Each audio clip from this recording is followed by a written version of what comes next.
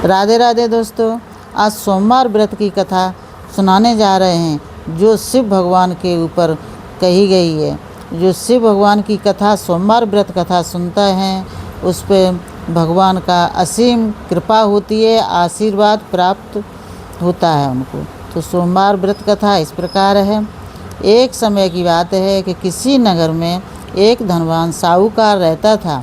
उसके पास धन दौलत की कोई कमी नहीं थी, लेकिन उसकी कोई संतान नहीं थी। इस बात से वह अत्यंत दुखी रहता था।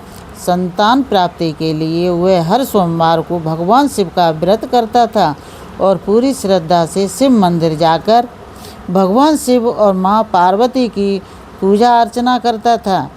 उसकी सच्ची भक्ति देखकर माता पार्वती प्रसन्न हुई और उन्होंने भगवान शिव से उस साहूकार की मनोकामना पूर्ण करने का आग्रह किया। भगवान शिव ने कहा, हे पार्वती, इस संसार में सभी को उनके कर्मों का फल मिलता है, परंतु माता पार्वती के बार बार आग्रह करने पर शिवजी ने साहूकार को पुत्र प्राप्ति का वरदान दिया। लेकिन साथ ही वह भी कहा कि इस बालक की आयु 12 वर्ष की होगी। साहूकार यह सब सुन रहा था, इसलिए उसे न तो पुत्र प्राप्ति की अत्यधिक खुशी हुई और न ही दुख हुआ। नहीं उसे दुख हुआ। यह पहले की वजह से भगवान शिव की पूजा करता रहा। कुछ समय बाद साहूकार के घर एक सुंदर बालक का जन्म हुआ। बालक 11 वर्ष का हुआ। साहूकार ने उसे पढ़ने के लिए मामा के साथ काशी भेज दिया। साहूकार ने मामा को रास्ते में जगह जगह यज्ञ कराने और ब्राह्मणों को भोजन कराने व दान दक्षिणा देने की रियायत दी। दोनों मामा भांजे काशी की ओर चल पड़े। रास्ते में एक नगर में राजा की पुत्री का विवाह हो रहा था। जिस राजकुमार से विवाह तय हुआ था वह कान्हा था। उसके पिता ने अपने बेटे के काने होने की बात छिपाने के लिए साहूकार के सुंदर पुत्र को छल से दूल्हा बना दिया और विवाह संपन्न करा दिया। लेकिन साहूकार के पुत्र ने ईमानदारी दिखाते हुए राजकुमारी की ओढ़नी पर लिख दिया, तुम्हारा विवाह तो मेरे साथ हुआ है, लेकिन जिस राजकुमार के साथ तुम्हें भेजा जा रहा है वह कान्हा है।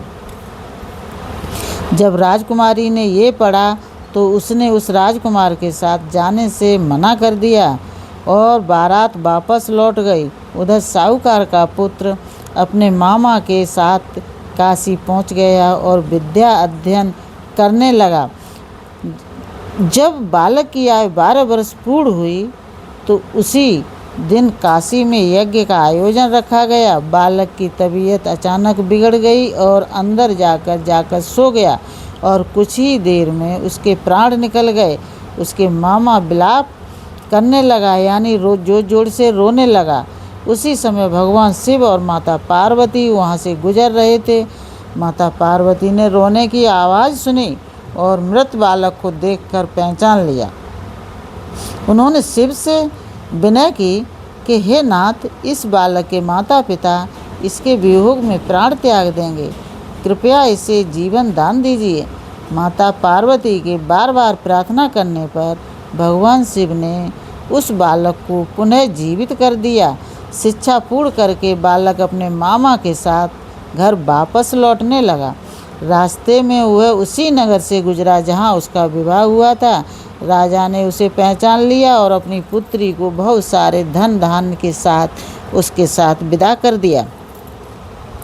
जब साहूकार का बेटा और बहू घर पहुँचे तो साहूकार उसकी पत्नी छत पर बैठे थे। यदि बेटा सुकुशल नहीं लौटा तो छत से कूदकर अपने प्राण दे देंगे। बेटे और बहू को सही सलामत देखकर उनकी प्रसन्नता का ठिकाना न रहा। उसी रात भगवान शिव ने साहूकार के स्वप्न में आकर कहा, मैं तुम्हारे सोमवार के व्रत रखने और कथा सुनने से प्रसन्न होकर तुम्हारे पुत्र को लंबी आयु प्रदान करते हैं। ऐसे ही शिव भगवान की जो सोमवार व्रत कथा सुनता है उसकी शिव भगवान सब मनोकामना पूर्ण करते हैं। राधे राधे दोस्तों।